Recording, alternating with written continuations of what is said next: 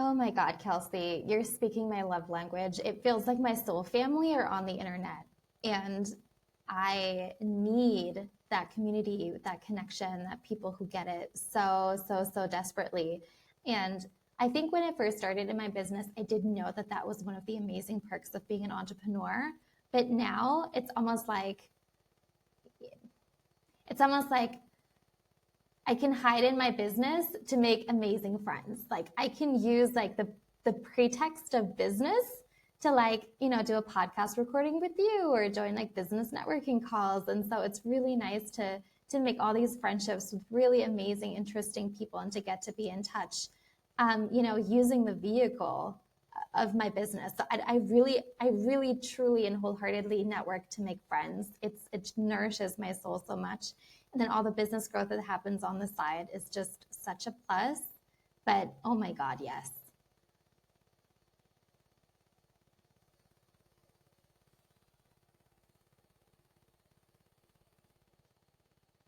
Perfect.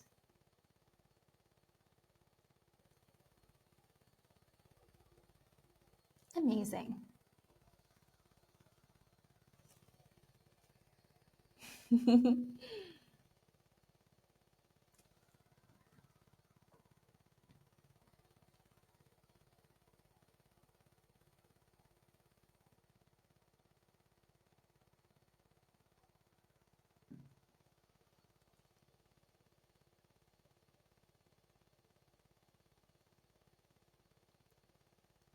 Are you seeing that it's recording?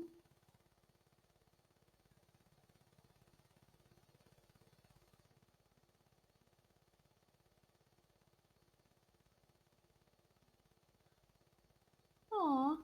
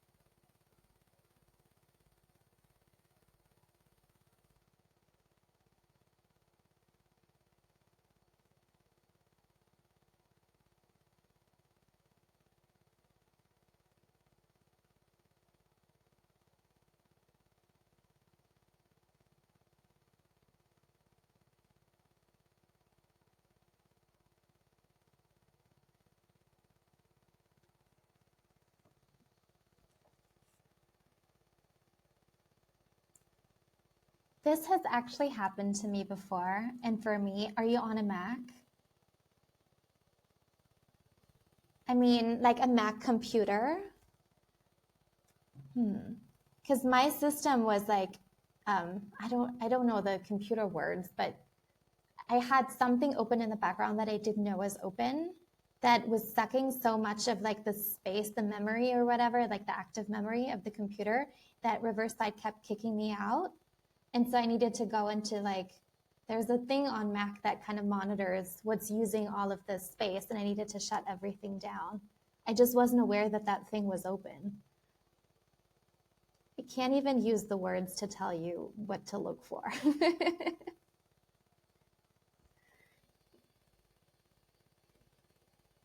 Because you might have everything closed, but there is something in the background that you're not aware of.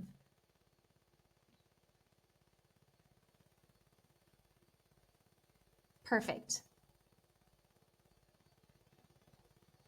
No worries at all.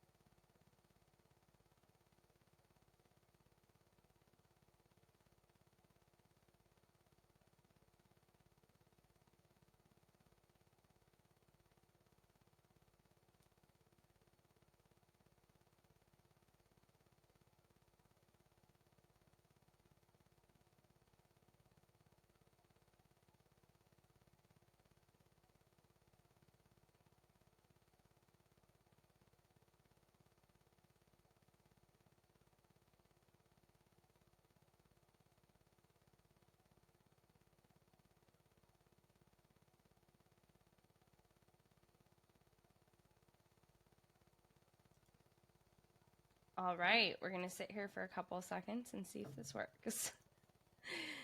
It seems to like go for about 10 seconds and then it kicks me out.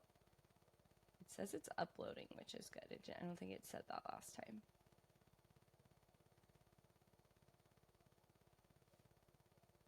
Let's see. Okay, I'm gonna go forward and we're gonna hope that it's working. Do you mind if we just start from the beginning? Let's do it. Yeah. Since we're right at the beginning, pretty much. Let's get back into the flow. Awesome. Hanna, thank you so much for being here today. One of my favorite things about having an online business, especially alongside motherhood, is being able to tap into online communities and meet people that I typically would not associate with, not even just because I don't want to, but because of space. And you're one of those people where I'm definitely not headed to Germany anytime soon because I'm 31 weeks pregnant. But thanks to online communities, I can jump on a call with you, connect, and have a new friend in my world. How has this looked for you as a mom and a business owner, really having this opportunity to tap into new networks and new communities and find people that you typically wouldn't find if it wasn't for the internet? You are speaking my love language with this. When I first got into business, I didn't expect that that was going to be one of the side effects. And I really discovered that my soul family are on the internet. It's amazing. The people that I've met through masterminds, through programs, through getting to be on their podcasts, and traveling around the world, getting to hug them in person. It's just priceless.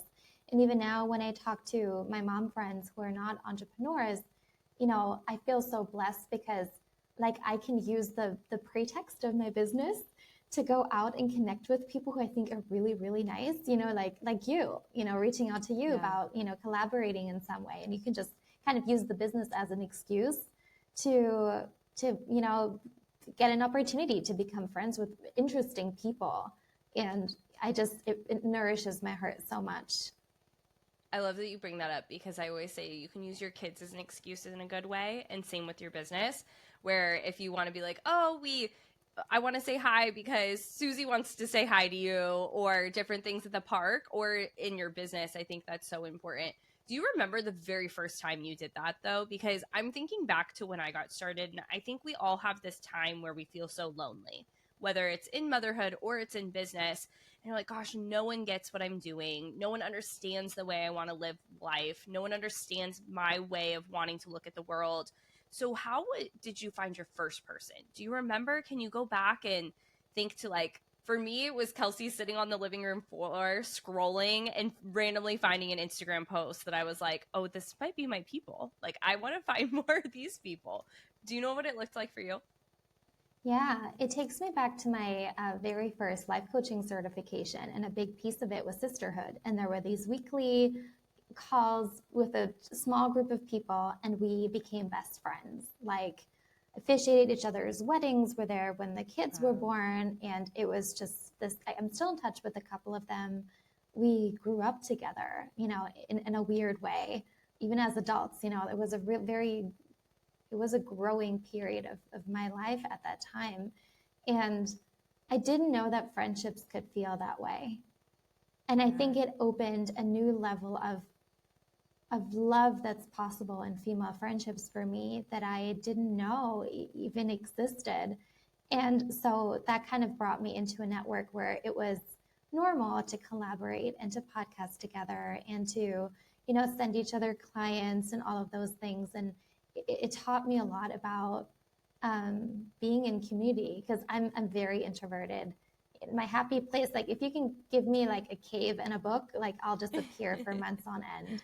And, so it kind of showed me my extroverted side and how good it feels to have a really lovely big network. And I realized that when you have a big network, there's always somebody who knows an answer. There's always somebody who has a resource. And sometimes when I don't feel good, I just go into my network and I think what can I give? And it feels, it really distracts me from feeling like shit. And I'll just go on the internet and be like, who are my friends? Who's got a book launch that I can support? Who's got a program that I can support? Who's got somebody that I can send clients to? And I feel like that first community that I became a part of taught me all of that. the 2 points that you brought up that I absolutely love and just want to echo is one, whether you're introverted or extroverted, sometimes it's not about the fact that you want to be alone or you like to read or be at home, more of a homebody. It's finding the people that do bring the best out in you. And so if you're extroverted, you may be able to do that with more types of people. You may be able to do it for longer periods of time. But at the end of the day, no one wants to be around people that they don't like, whether you're introverted or extroverted. And I think that often it's a misconception that people say, well, I'm just not very outgoing, or I'm not very extroverted. And it's like, well, maybe you've been in the wrong rooms. Maybe you've been in the wrong places and you've been having the wrong conversations.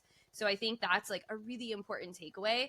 And the other thing you said is giving first, is that when we're hoping to be able to receive from someone and we're like, gosh, I just wish this friend would support me, or I'm feeling alone, or I wish I had this person in my life, pausing and saying, okay, well, what can I give first? And as moms, you know, I can hear this narrative a lot where they say, but I always have to go first. I always have to be the one that puts this out there. And you know what? There's probably a little bit of truth to that. But what I want to say back to that person is, but if you get what you want in return, eventually, isn't it worth it? You know, if you don't have to give first and you never get what you want, then you're really missing out. Now, you definitely are giving to people in so many different ways. You're working with clients on really deep money blocks and their personal growth. We're going to dive into that in a minute. You're supporting your daughter, you're supporting yourself. You have a lot of giving that you have to give. What are some ways that you pour back into yourself when you're giving to all these other people? Yeah.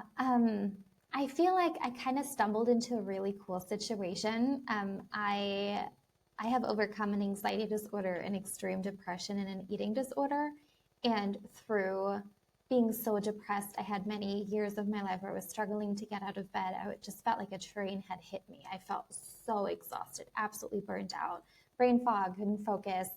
And so I built this business where I work like 1 to 2 hours a day and I make a really lovely income. And for the longest time, I felt a lot of shame about that because I thought, what's wrong with me for needing so much time to myself? What's wrong with me for, not being able to work a 9 to 5 or not being able to work 6+ hours a day? And I was like, how can other people focus for that long? Like, I don't have it in me. I'm not a hare. I'm absolutely a tortoise in every way. And so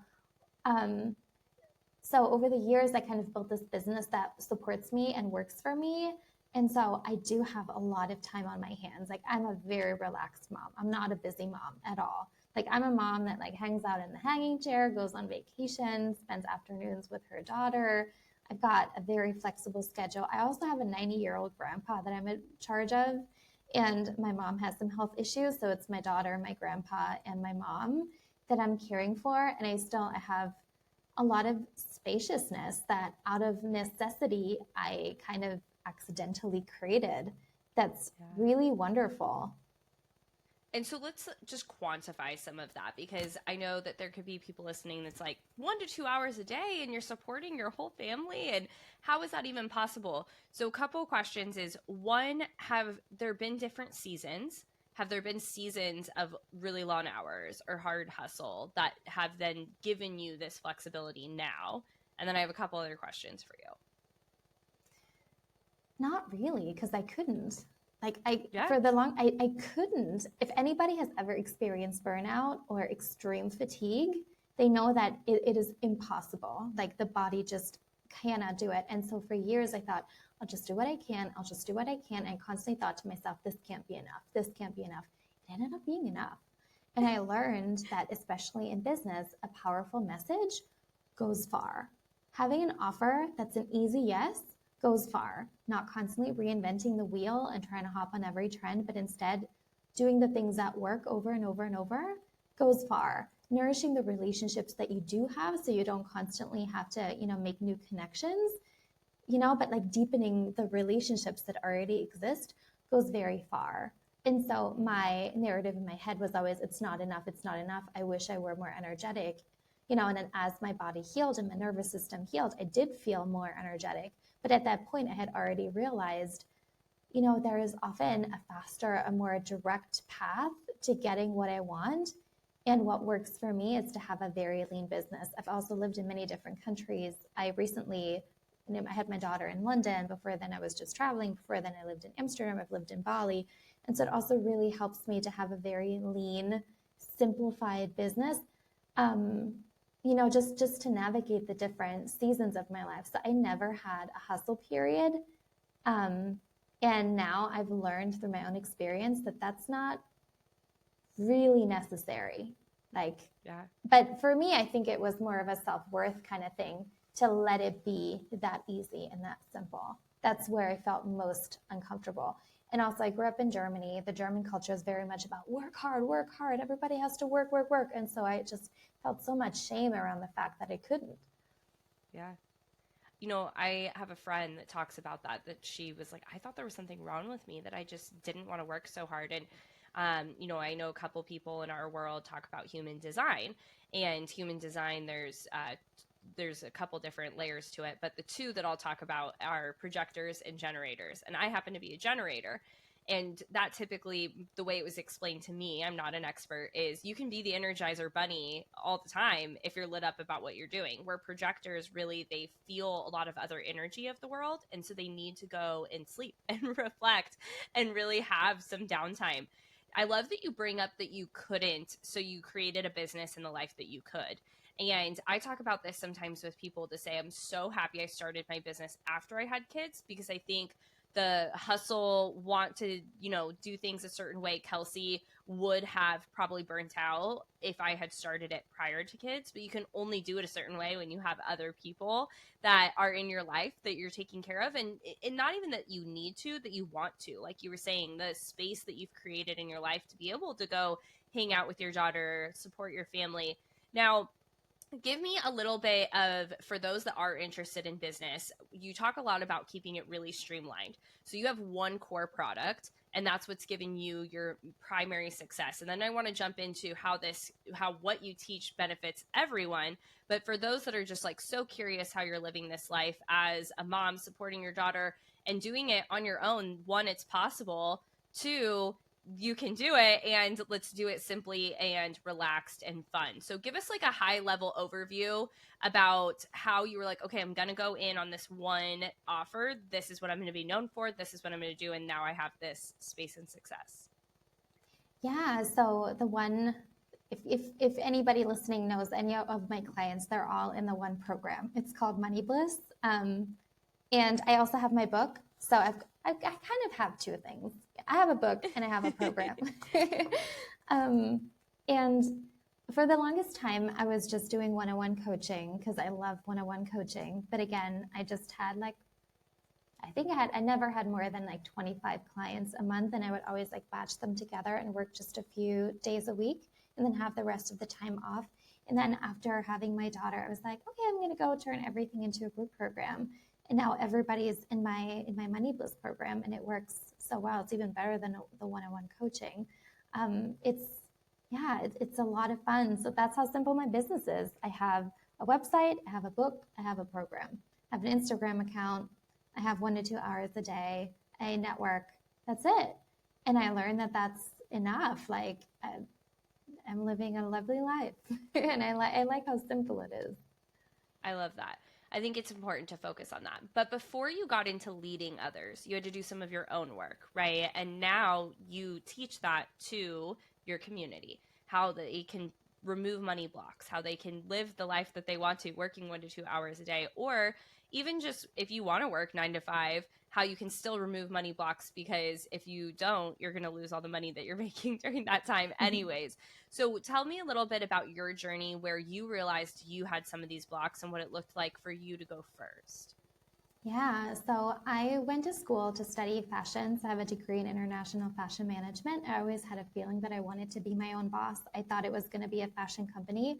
But as I've shared before, I couldn't get out of bed. I was so depressed. I could hardly even focus on studying for my exams. And that really scared me because I thought, how am I going to support myself? How am I ever going to have kids? How am I ever going to, afford a home or anything like that if I can't even work a job? And then my assumption was that running a business was going to be even more taxing. So how am I ever going to do that? And I was terrified. And so I started discovering all of these emotional healing and trauma release techniques. And they worked so well that many of my friends and family wanted to work with me and wanted to receive healings from me. And so I was a healer for many years. And then my clients got amazing money side effects. And I've always been like really terrified with money. I've always had the story that I'm not a natural business owner. I'm just winging this. I'm not good with money. I'm scared. I'm like very risk averse. How can you be good with money if you're not willing to take any risks, for example? Because I kept being told in all the business masterminds, you have to take risks and do big financial investments. I was like, not doing any of that.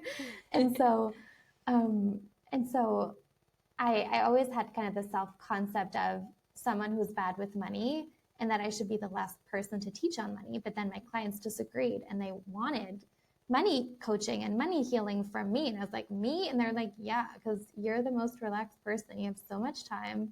You know, I really, when I say I work because I want to, not because I have to, that's my reality. And that's something that I consciously created for myself because I don't like having like the pressure of needing to create money all the time. I like to be in a space of letting myself be inspired. Like I work because I love my clients, not because I need to make money. And that's a really wonderful place to be in. If I wanted to take the next couple of years off, I could, and I could do so really comfortably. And so that's one thing that I really, really, really wanted to create for myself.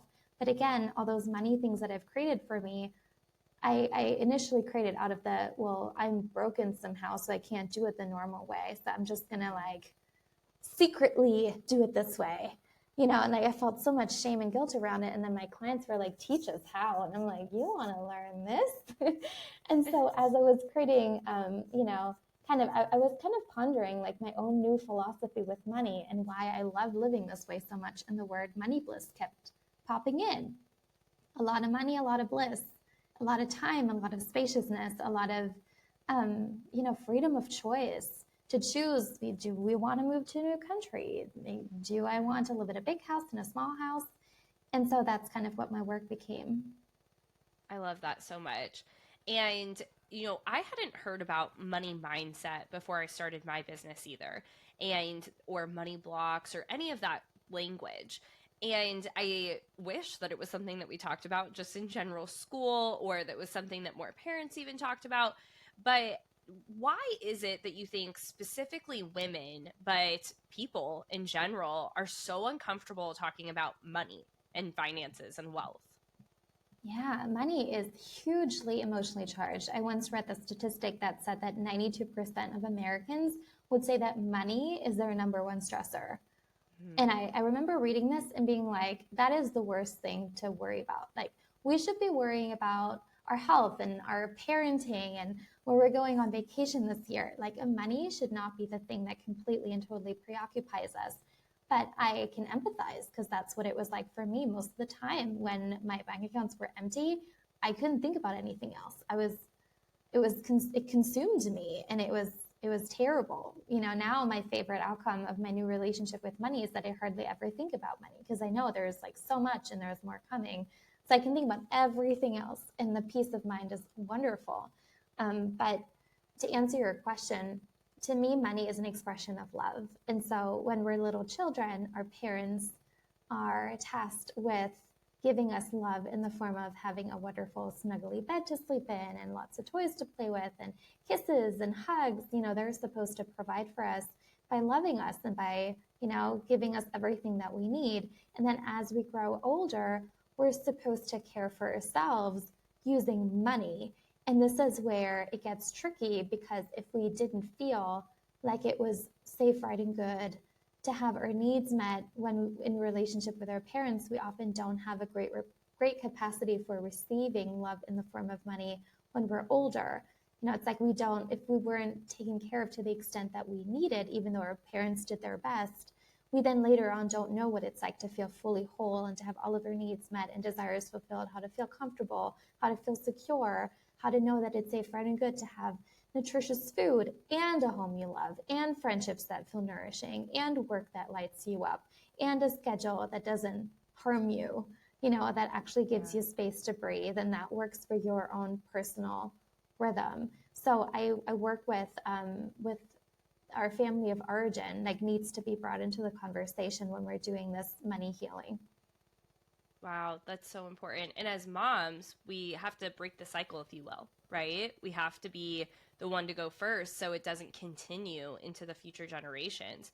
Now, I know that there are a couple women in our community, and I can probably say I felt this way too, where whether it's working on your money wounds, your trauma, or it's even going to work out, or today I had a couple of tasks I needed to go get done. And it's like, gosh, every time I try to get on track, or every time I try to do this thing, the world throws me something new. The kids get sick. I get a curveball. There's a new medical bill I wasn't planning on. So why is it that it can feel for so many people when they finally start to say, okay, I'm ready, world, abundance, like bring me all the things. And then the world's like, boom, here you go. Why does it seem harder when you start trying? It's terrifying, right? It's like there's a poltergeist in the house and you're like, am I cursed? Like, how come, I just said I wanted more abundance. How come like the absolute opposite is happening? It's very common, and anybody listening, you're not cursed. There's nothing wrong with you. You're not doing anything wrong. Here's how I look at it. To me, you set a powerful intention and your soul is listening, and your soul says, oh, you want abundance? Great, work on these things. If your life is glitching, I always tell my clients, if your life is glitching, you need to slow down. It means that you're rushing. Slow down, stretch out time, take it from moment to moment to moment to moment, and your life won't glitch all the time so much. It's like the Wi-Fi breaking, right? We've all had this day where it's like toilet flush breaks, Wi-Fi doesn't work, most important appointments that day, like my daughter pooped all the way up her back today. I just threw away the clothes. Like, in full disclosure, Kelsey, I was like, I'm just not, like, we're potty training. And I was like, I don't want to wash poop out of clothes anymore. We're throwing it all away. I can't do it anymore. But, we've all had those days, right? Where it just feels like everything goes sideways. And so to me, it's your soul telling you, okay, great. Let me show you all the things to work on. Let me show you all the little shifts and tweaks to make. So it's really important not to take it personally, but to be like, okay, great. Like, now it's time to clear those blocks that are coming up. Now it's time to stop rushing. Now it's time to, take some new steps and do some self-inquiry. And I teach some energy tools that are really amazing for smoothing out those moments where it feels like you're in a downward spiral versus in an upward spiral. Let's go through one or two today. So if someone's listening and they're like, that's me, I'm spiraling, life is a hot mess right now, what is 1 to 2 steps they can take to like almost just get the train back on the tracks? Yes, the one I already touched on, I need to reiterate this because if people brush past it, like, I don't want you guys to miss this. When your life is glitching, I know I'm repeating myself, listen up, when your life is glitching, it's because you're rushing. The solution is to slow down. The solution is to take it from this moment, do everything you can in this moment. Everything that's present in this moment, you take care of it. And then you do the next moment and you completely and totally take care of it. Sometimes we also make it hard on ourselves because we project time. We'll be like, picking up the kids is going to take that long, and doing the laundry is going to take that long, and replying to emails is going to take that long. Just instead of like projecting time, just take it from moment to moment to moment. Do the laundry in timelessness. Pick up the kids in timelessness, like still pick him up at the right time, but you guys kind of get what I mean, right? Yeah. So do it in timelessness and you'll actually have a lot more time left. So I feel like it's interesting because my work is on money, but we do so much work on time because just as for many people, it feels like money kind of slips through their fingers and they can't like hold on to it and it makes no sense how it moves. Many people feel that way about money, but many people also feel that way about time. And it's really nice to create an abundance of time along with an abundance of money. And then the second thing that I would say is every day, take an energetic shower. Just picture a beautiful cleansing light at the center of the universe. Imagine connecting to it and just allow a beautiful shower to flow through you down into the earth and bounce back up, filling your entire body and then radiate it all around and tell the light to clear away any stress, to clear away any confusion, any fatigue, any heartbreak, any of those heavy emotions and heavy energies, and ask the light to show you how to create this abundance and ask it to help manifest that with you together. In my experience, we can't do it alone. And so start this practice of allowing some divine help in to help you create everything that you want. I love that.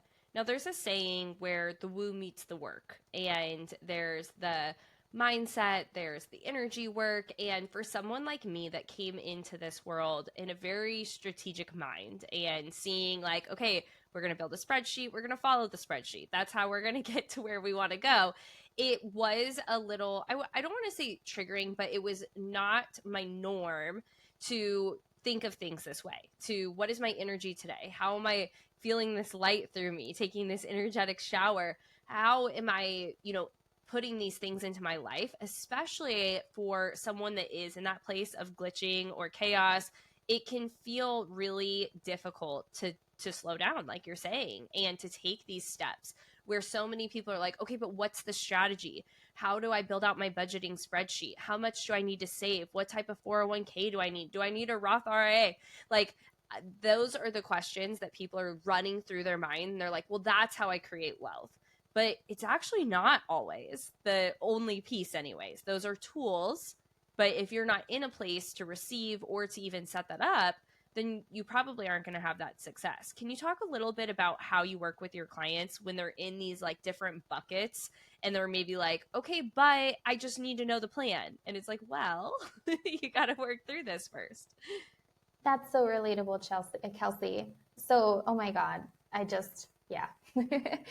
Here's how we can look at it. You are coming to this point, this point in time of listening to this podcast episode with decades worth of emotional stuff around money, around what's possible for you, around success, around work, around what it takes to create what you want. All these assumptions and beliefs and feelings and emotions, in addition to your own decades worth of emotional baggage, you also have your family's baggage, and you have past life baggage, and it's like in society's baggage, and like the echo chamber of the industry that you're in, right? Like every industry and every even like micro community like holds certain beliefs, and we share in those when we're a part of that. And so you can just picture you're in a car and the car is caked with mud. It is so dirty. Like that's all of the baggage.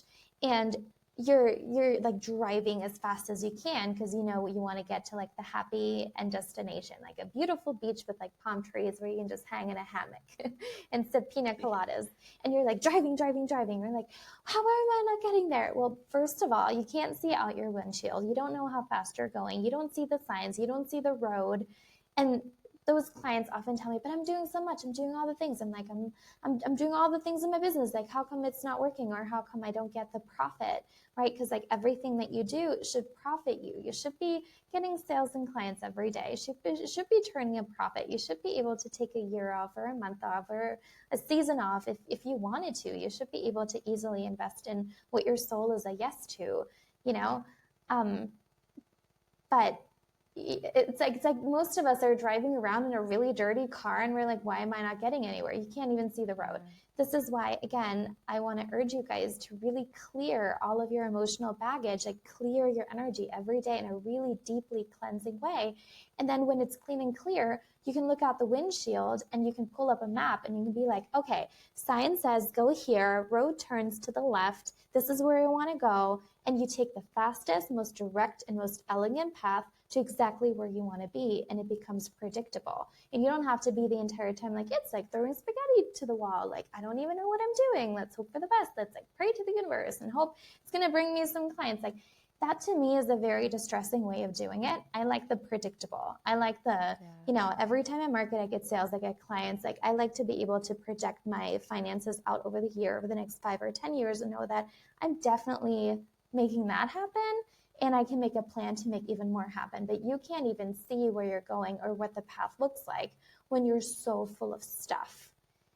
So everybody who's been like, who resonates with this, with this predicament, clear yourself out. Like do like 80% clearing is the magic. And then the last 20% is you just pull up the map and you take the fastest path there. And then you don't have to worry about what's the best investment for me, what's the best business model for me. Like you can see, like it'll be obvious. You'll know exactly what it is that you want. And we can then create it really quickly. So if you read like a success story of like, one of my clients doubled her income within like 2 weeks of working with me.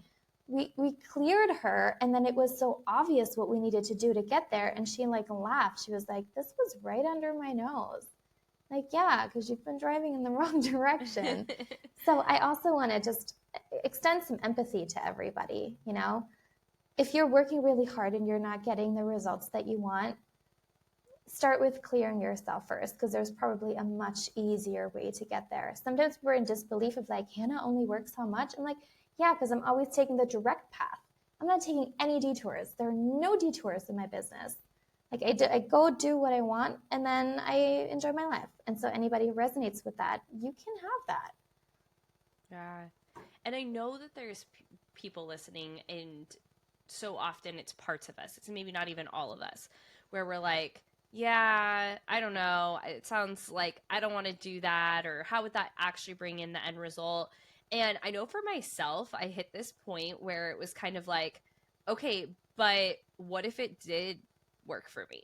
What if I was able to clear all this baggage if I just did the work? What if I could bring in the money the way I wanted to? What if I could live the life I wanted to? And when you don't have, like you're saying, that direct path as the alternative, where you're sitting there spinning and you're like, how am I ever going to get this life that I want? How am I ever going to support my family the way I want to, or myself, or have this freedom? Like, there's another person that's saying, hey, I've done it and I've helped all these people do it. So, you might want to try it out. I think that is so important. Why do you think, whether it's working with you or taking the next step for any goals that someone has, why is it that they don't allow themselves to become in this vulnerable state to do that unlearning, relearning, healing, and work through the blocks? It's different for everyone, of course, but what are some of the things that you see that people are just like so resistant? Yeah. That's an excellent question. I feel like here's where I want to go. I feel like there's a trend, and I'm sure there's lots to it, but in my work, I'm not a big fan of like quantum leaping and overnight successes and like big explosions and expansions. They do happen, but we don't work to create those. I'm a very big fan of like very small incremental change. If we can get you into a flow of like adding 10% to your income every single month, or adding like $1,000 to your savings every month, or growing your investment portfolio by, I don't know, 25% every single month, just like incrementally, that's going to take you amazing places over the coming years and decades of your life. And so I feel like many people feel like very resistant and very scared. It's like they see this like gigantic pool of like possibility, and they're so scared to jump in. And it's okay to take it in like tiny, tiny, tiny increments. It's okay to be like so gentle and loving with yourself. It's okay to start, you can just read my book and just see how your body feels about it. You don't have to agree with anything. You don't have to implement anything. You can just take a journal or have a conversation with a friend about what would feel really nourishing with your money, what would help you feel really good at night. To me, a full savings account is like the best stuffy. Like it's the thing that makes you feel snuggly and warm and cozy and safe at night. Would something like this feel good for you? And so maybe you can start by admitting to yourself some things that would feel nourishing outside of the normal, shallow, how it feels for many of us, like conversation around money. That's about big houses and big cars. We can create all of that for you. But if this doesn't resonate, what is something that would feel really soul nourishing for you that we can create with money? And maybe we can have you, take some tiny steps in that direction, so that when you do feel some positive momentum, that your nervous system can get used to, that it is safe, right, and good to set goals. It is safe, right, and good to take steps in that direction. It is safe, right, and good to receive them. And actually having them also can feel good. And so once those small goals start to happen, you might actually really fall in love with the idea of improving your money reality incrementally and over and over and over again. I love that. The small steps, I think that's almost everything comes back to that. Making a sustainable life move, a sustainable life choice that's going to continue throughout your life. I also think that we so often can be in a place where we just want that quick fix, right? But when we look at the long term of our lives, no one is promised tomorrow, but at the same time, we all hope to have many tomorrows. And when we think about it that way, it's like you have time, coming back to that time piece of, allow yourself to take one step at a time, allow yourself to create the sustainable success. There are so many good general life principles that are in all of this. As a mom, and your daughter's only 3, but what are some ways that you're already building this culture and this way of thinking to help her navigate life a little differently than maybe the average little girl would have years ago? Yeah, one thing I'm really passionate about is letting Grace play with money. I love playing with money. For me, money is play. Like, I love creating things with it. I'm going to go create this money goal and that money goal, and I'll see how it feels. And so Grace has tons of money just sitting around. She has a gigantic piggy bank, and like I let her play with my wallet, and she just, yeah, she has like a little cash register. And so I want her to know that work is supposed to feel energizing, and that money is supposed to be playful, and that it's safe, right, and good to play with money, and that it's not serious. If she creates something with money and it doesn't work out, then we can always redo it because there's always more and more and more money. Right now, the playing with money part really, she loves that. I love that. What are some ways that you bring abundance into your life as a family outside of money? What are some other conversations or things that you do? I know you travel a lot. You have so much abundance in your time. What are some other ways that you really prioritize this concept of abundance? Yeah. It's important to me that money is not the decision maker, that the right choice, I call them choices based on soul, as the decision maker. So if Grace needs an extra day with mommy at home, not a nursery, great. If we need to buy certain groceries because they nourish her body best, I want us to do that. So I want us to make choices based on soul, based on what works best for us. And because that's how I grew up with the opposite. I grew up with my mom saying, my parents, my grandparents, like everybody was saying, we can't do this because of money, have to do that because of money. And I want Grace to know that money is not the decision maker.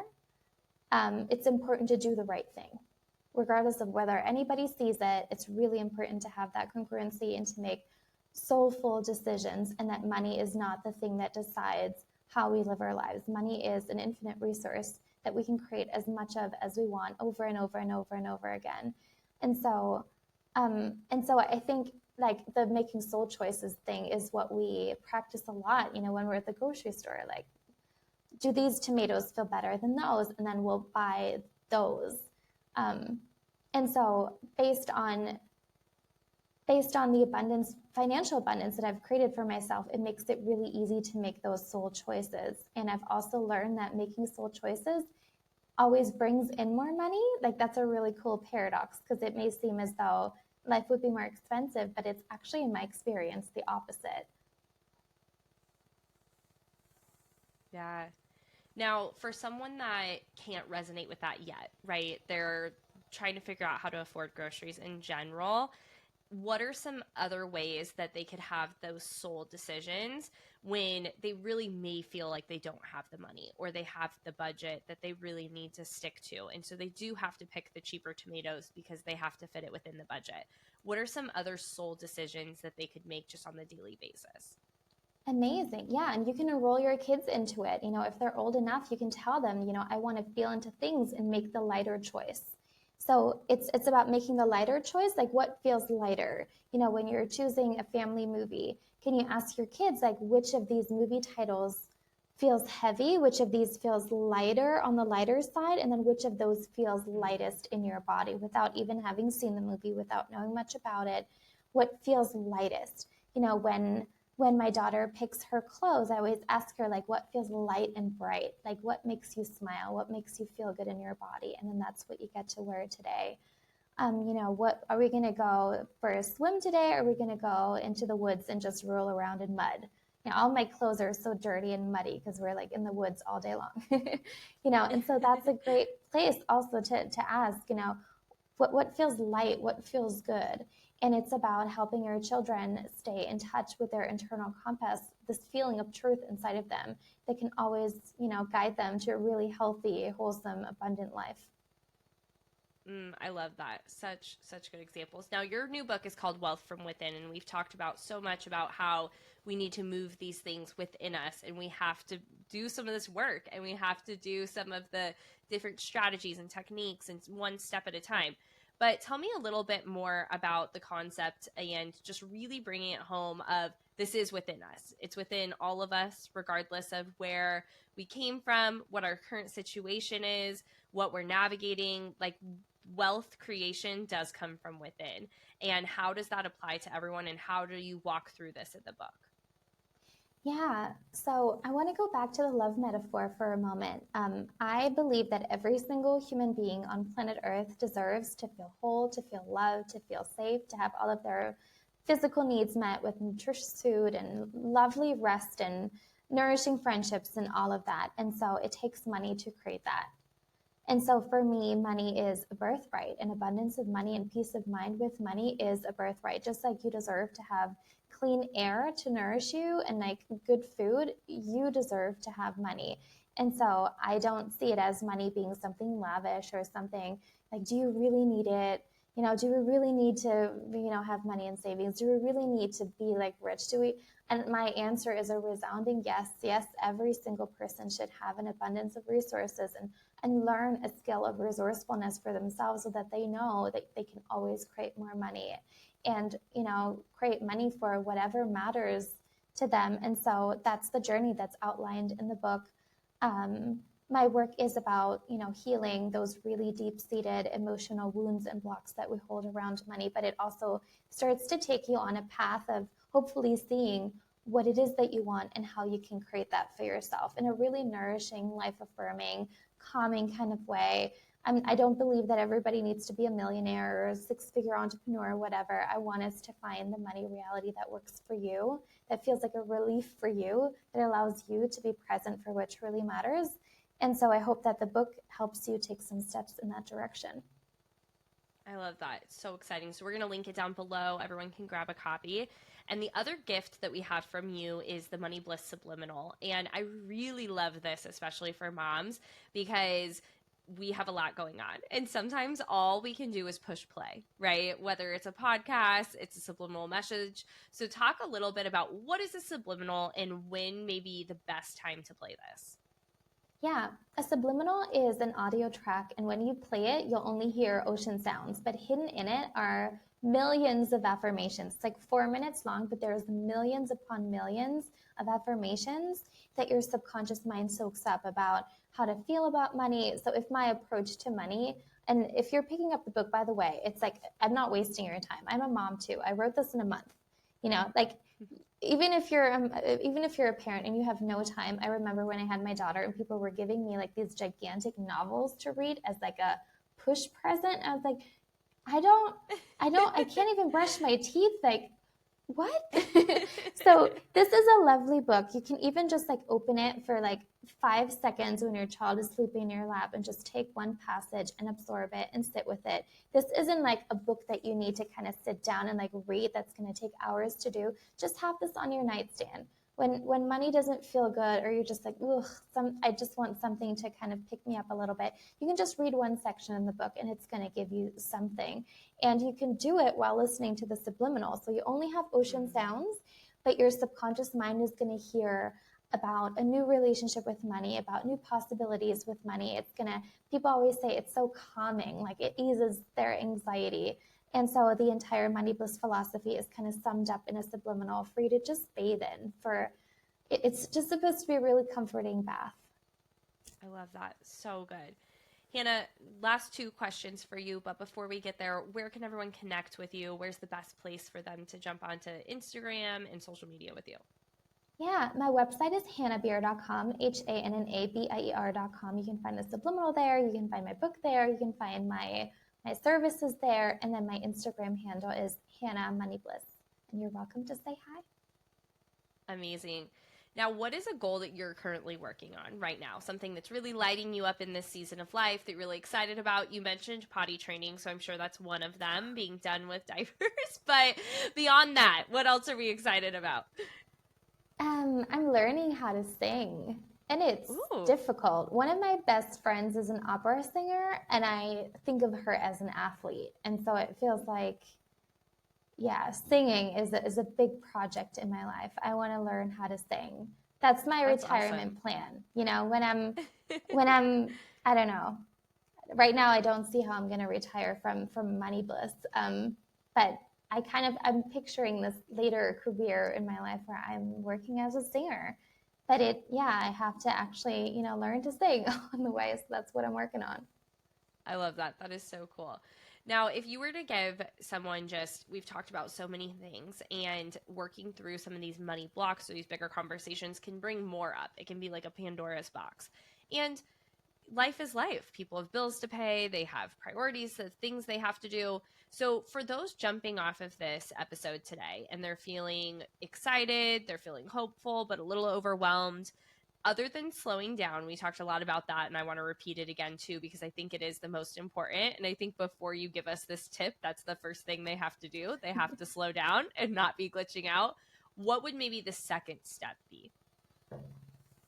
What's coming to mind is I wonder if you can write a list of what you definitely know to be true about money. Um, Back when I was, in that exact same place, I remember thinking to myself, I can't escape money.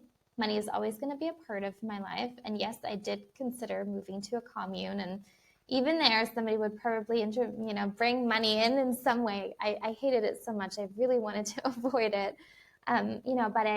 So through some journaling, I started to discover that I need to figure out my relationship with money, and I started to get some clarity on what I truly want. So, if you're feeling stirred up by this episode in a good way, in a potentially uncomfortable way, if you have more questions than answers, if you've got places to start that may feel a little intimidating or others that feel accessible, give yourself a moment to journal. Sometimes I just type on my phone. Again, my daughter sleeps on me in my arms all the time, so all I have is my phone. But just kind of write down what's coming up for you, because in that, I'm sure there's some amazing wisdom and some amazing next steps to guide you. I love that. Thank you so much, Hannah. This is such a good conversation. Cannot wait to grab a copy of your book and jump into that subliminal. That's definitely what I'm doing tonight. Thank you so much for being here. Thanks so much for having me.